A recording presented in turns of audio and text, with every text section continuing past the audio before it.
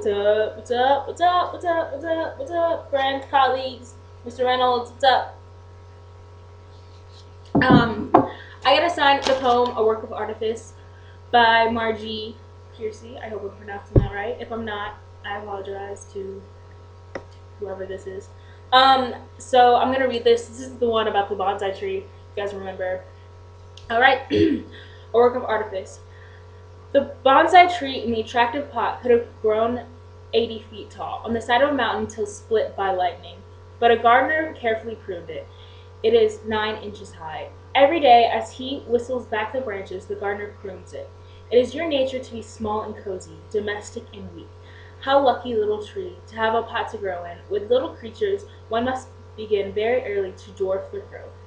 The bound feet, the crippled brain, the hair and curlers, the hands the hands you love to touch. So first things first, I'm the realist. But next thing is, oh God, was spelling. Anyways, the next thing is, when I analyzed this title, A Work of Artifice, I looked up artifice in the dictionary, and it said, in it says clever or skillful, or wait, clever or skill or artful skill. So you're like probably thinking, oh, his skill is his gardening, but that's probably not it because the poem is a little bit more detailed than that. But so let's get to it, sentence by sentence. First sentence is the bonsai tree in the attractive pot could have grown 80 feet tall on the side of a mountain till split by lightning. So first thing is the bonsai tree. So bonsai trees are all twisted, or like are very small, and they can live for like a very long time. But because humans can take it out of its nature and twist it and turn it in whatever way that it wants, whatever way that we want to, I think that this definitely is like this huge idea of containment and how we can contain nature and we can contain like human beings. Let me hint to that end, but and things like that. So it's just kind of like it is twisted and turned by man's will, and man's own hands are twisting and turning it whatever way that man wants it to twist and turn. And in the attractive pot, I think that really indicates how like it is very beautiful on the outside, but does it really do anything? Does it really like intellectually do anything for us? Does it really, it doesn't really contribute to our society other than the fact that it looks pretty in the face, but it's not anything more than that. And then could have grown definitely shows like the potential that the tree had, but if man wouldn't have stepped in, like think of all the things the tree could have been and like done and things like that. And this definitely like indicates that the subject is not actually a tree and actually is something else that we will find out later. So on the side of a mountain till split by lightning. So I think that this was interesting. The author could have definitely left that part out because it's kind of like an insignificant detail, but when you think about it, till split by lightning, it kind of shows that it could have lived until nature eliminated it off the planet, but man had to take over, and like man took it over and just made it its own. Like it's lost all of its potential now that it's being controlled by man. So that sentence. Let's go to the next one. It says, but a gardener carefully pruned it.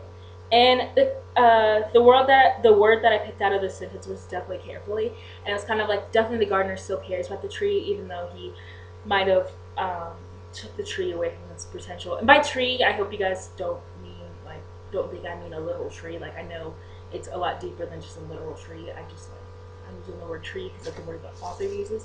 But anyways, and so carefully, definitely the author, or definitely shows that the subject really cares about the speaker definitely cares about the subject that he or she's talking about. And so, next sentence, it is 9 inches high. And I think this is the shortest sentence in the entire poem. And it definitely is, because it's so short, it definitely indicates a huge contrast between the first sentence, which was the longest, it was the longest sentence in the entire poem, right? So the first sentence is the longest, and it's talking about all the potential the tree had. But this sentence is the shortest, and it's talking about all the potential that the tree has lost. So it's definitely contrasting how it could have been 80 feet tall, but instead it is 9 inches high. So it definitely shows how like man's will definitely contains the tree to be so, you know, you can see my hands, so like small and kind of belittling it by nature. Okay. Next sentence. Every day as he whittles back the branches, the gardener croons it. Croons. It is your nature to be small and cozy, domestic and weak. How lucky little tree to have a pot to grow in. So just little by little, every day as he whittles back the branches, the gardener croons. So he definitely indicates a male speaker and definitely like gives the speaker more power. Now that you know that the gardener's, or no, not the speaker, the gardener, definitely gives the gardener more power. And now that you know he's a man, he's kind of like very authoritative. There we go. A very authoritative, and so um, it definitely gives him more power. And then so whittles back the branches, the gardener croons. And crooning is definitely like a romanticizing kind of aspect. And if you're crooning it, you're definitely kind of like falling in love with it and like you really, really obviously care about it. And this is connecting back to the carefully thing. So obviously the gardener cares about what he's doing. He cares about the tree a lot, but you know, the actions he's taking doesn't really show that. But definitely in his heart, like you can see that he actually cares about this tree. Okay. Um, Next section. It is your nature to be small and cozy, domestic and weak. And I think this definitely indicates a tone shift right here. That now that it says the word your, it definitely like connects the reader that like we're not just talking about tree. It's your nature. Like you should be like this. Like it's definitely pointing out that you should be like this, and definitely like again the whole authoritative like this, the gardener definitely is having power over whoever he's talking about, which is, you know, their tree, which is him. But we'll get to that. So to be small and cozy, domestic and weak. As you can see, like it definitely shifts a lot, and you know that he can't be talking about a tree anymore. Like now he's talking about a woman. Now he's talking about controlling a woman and having power over a woman and leaving her in the house to tend to house matters and to only be weak and domestic and to like to be cozy and so small compared to his huge superiority. And so yeah, definitely that like you first see this is a huge tone shift because you see his like his power come out and his negativity come out, you know, more. It goes from being positive and talking about a beautiful tree to being super negative and talking about how it is your nature to be small and weak. So next section, how lucky little tree to have a pot to grow in. I think when I first read this, I thought about how it's kind of like a man telling a woman, "Oh, you're so happy to have me in your life. You're so happy that I'm here for you, to be here for you, to provide for you," kind of thing. It's very twisted.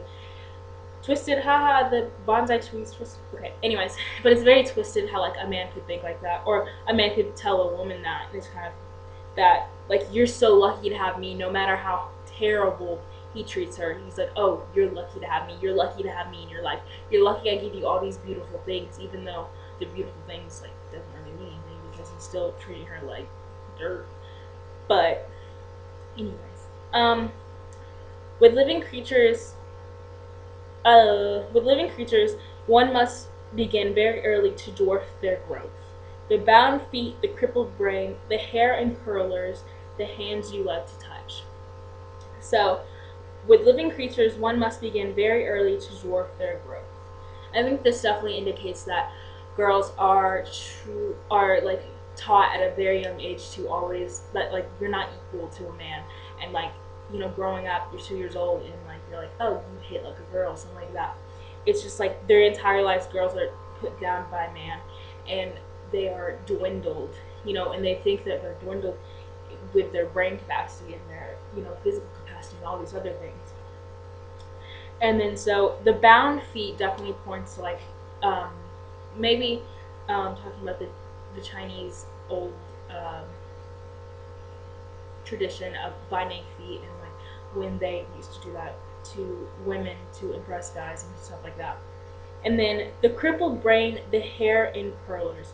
when I kind of tied those two together, and I thought about how women tend to focus on their exterior appearance. I mean, you know, me, I'm trying to impress somebody, obviously. By these duck pajamas on, I'm finna impress somebody. And so you put your hair in curlers, you're finna impress somebody. And it's kind of like focusing on the like the external appearance, and kind of like when men see a pretty face, they think, oh, she's not that smart. Oh, she can't be intelligent because, oh, she's so beautiful, she can't have it both. But they do. Anyways. And then so the hands you love to touch. And I thought about this as like the hands you love to touch as if like a woman is serving you, and like a woman will always be serving you and kind of like looking up to you, and like their purpose in life is to serve you with their own bare hands kind of thing. And so going back at the looking back at the theme, I want to say that like the theme definitely is women are meant to be contained and to be subservient to men, and this entire poem like indicates that. And then going back to the title of Work of Artifice is definitely like very deceitful, and how the man's trying to deceive the woman by giving, you know, by having this external appearance of being beautiful and pretty, but really she's just being twisted and manipulated by him, and she's being dwindled by him. And so that is my analyzation of, oh, you can't see the poem, but it's my analyzation of this poem and my duck pajamas, and I'm running out of time, so have a great day. Hope you didn't laugh too hard. This was a terrible video. Toodles!